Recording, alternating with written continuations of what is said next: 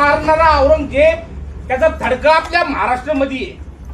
जर सरकार हिंदुत्वादी आहे तर ते थडगं त्याचं काढलं पाहिजे. जिथं संभाजी महाराजांची समाधी आहे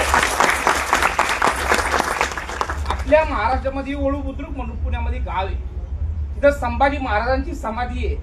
त्या समाधीची जर अवस्था बघितली असं तर आपण विचार सुद्धा करू शकत नाही. आज जर या संभाजीनगर मधल्या त्या औरंगाबाद मध्ये औरंगजेबच्या समाधीला पोलिसाचा बंदोबस्त आहे, त्या हरामखोरची समाधी काढली पाहिजे का नाही काढली पाहिजे? आपण सर्वांनी मुख्यमंत्रीला पत्र लिहायला पाहिजे का या हरामी औरंगजेबचा थडगा इथून काढून फेका.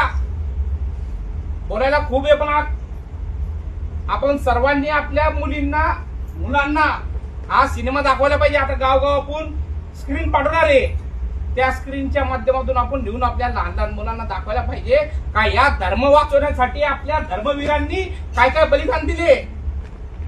जोपर्यंत आपण आपल्या मुलांना धर्माचा अभ्यास देणार नाही, आपल्या धर्माच्या लोकांना ज्या धर्मवीरांनी आपल्या धर्माचा भाव म्हणून 40 दिवस यातना भोगल्यात. जर आज इश्यू बघितला असता तर 4 खेळामध्ये मेलेला आज विश्वाचा गुरु झाला, विश्व त्याला देव मानतो आणि आपल्या ह्याच महाराष्ट्रातल्या हरामखोर हिंदू लोक धर्मांतर करतात. 40 दिवस यातना भोगून या धर्मवीरांनी त्या औरंगजेबाच्या समोर डोकं झुकवलं नाही, डोळे वाटून पाहिले म्हणून तुझे डोळे फोडले, शिवी दिली म्हणून तुझी जीभ काढली. अशा धर्मवीराला आपण विसरत चाललो आहे. आपल्या प्रत्येक मुलांनी आपल्या धर्माच्या मुलींनी आपल्या धर्माचा अभ्यास घेऊन आपण ज्या धर्मात जन्माला आलोय तो धर्म आपण सोडला नाही पाहिजे.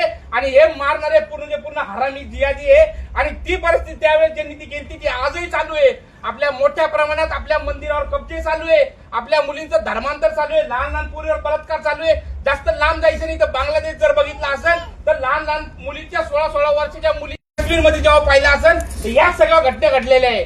अनेक आपल्या हिंदू लोकांना जे धर्माचा प्रसार करायचे त्या लोकांना अशाच पद्धतीने मारलेले कुठेतरी सिनेमाच्या माध्यमातून आपल्या समोर आलेले आहे. तर आपण सर्वांनी जागरूक राहायला पाहिजे आणि आपल्या मुलींना आपल्या धर्माचा अभ्यास दिला पाहिजे अशी विनंती करतो. जय श्रीराम.